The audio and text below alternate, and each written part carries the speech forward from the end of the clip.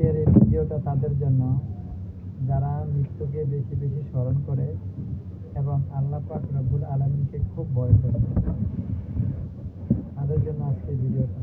Please না টেনে ভিডিওটা পুরোটা দেখার চেষ্টা করবেন, অনেক কিছু জানার আছে এই ভিডিওতে।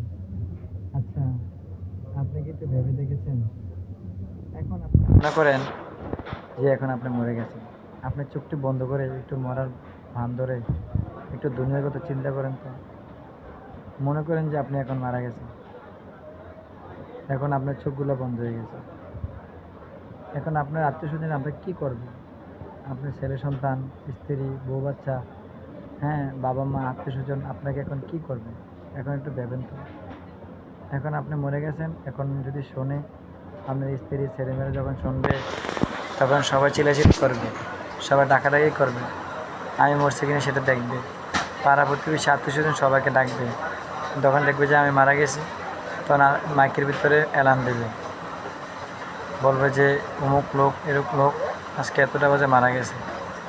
এখন সবাই দেওয়ার পর আপনার কাছে আসবে, কেউ চলে যাবে আগের বাতি কিনতে, কেউ চলে যাবে কাপড়ে কাপড় কিনতে, কেউ চলে যাবে আতর মাতর কিনতে, কেউ আবার বাঁশ কাটবে, কেউ আবার কবর করবে, কেউ আবার বড়ু পাতা দিয়ে আমাকে গোসল করানোর চেষ্টা করবে। তো এরকমভাবে আমার সমাধিটা এভাবে শেষ হবে। এরপরে কি হবে, যখন আমাকে গোসল করা হবে, তখন গোসল করার পরে তখন মনে করেন যে সুরমা টুরমা দিয়ে, এরপরে আপনার আতর দিয়ে, এরপরে আশেপাশে আগরবাতি লাগিয়ে, এরপরে আপনার কাপড়ের কাপড় পরাইয়া, এরপরে সুন্দর করে শোয়া রাখবে, একটা উপর থেকে চাদর দিয়ে রাখবে। এরপরে আত্মীয় স্বজনরা সবাই দেখতে আসবে, এরপরে চেহারা দেখবে, দেখে আফসোস করবে, লোকটা কত ভালো ছিল বা খারাপ ছিল। যদিও খারাপ থাকে তখন সবাই বলবে যে ভালো ছিল। এই জন্য ভালো কাজ করতে হবে যাতে লোকেরা ভালো বলে। এরপরে অনেকে বলবে যে হাসি দিয়ে মরছে, অনেকে বলছে মুখটা কালো হয়ে গেছে, কতজনে কথা বলবে। যাক, এগুলো বলে সবাই যার জমে চলে যাবে।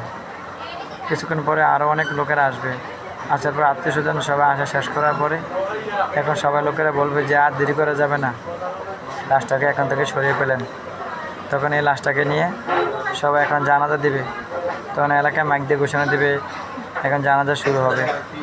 এখন কবরে যখন নিয়ে যাবে, তখন মনে করেন যে জানাজা দেওয়া শেষ করার পরে তখন সবাই বলবে যে লোকে কেমন ছিল, কি আশেপাশে ঋণ টিন দেনা পাওনা আছে কিনা।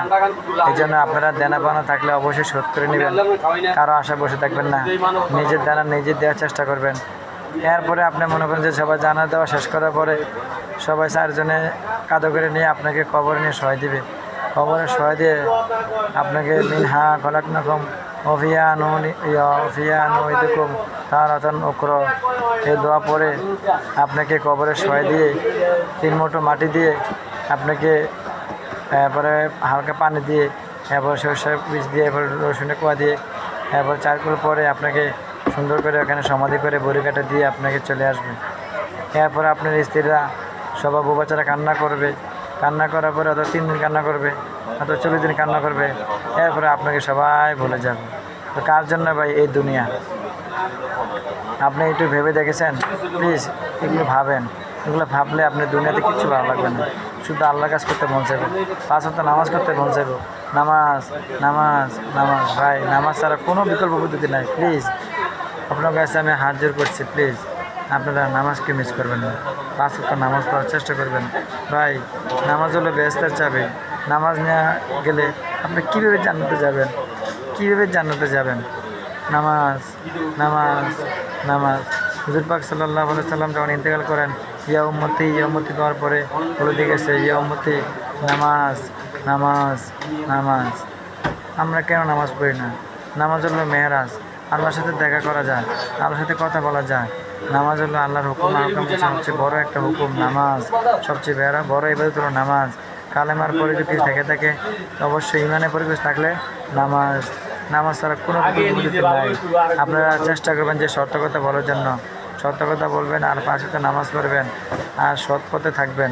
হারাম কোনো দিনও খাবেন না, হারাম খাবেন না, জুয়া খেলবেন না, সুদ খাইবেন না, সুদ দিবেন না।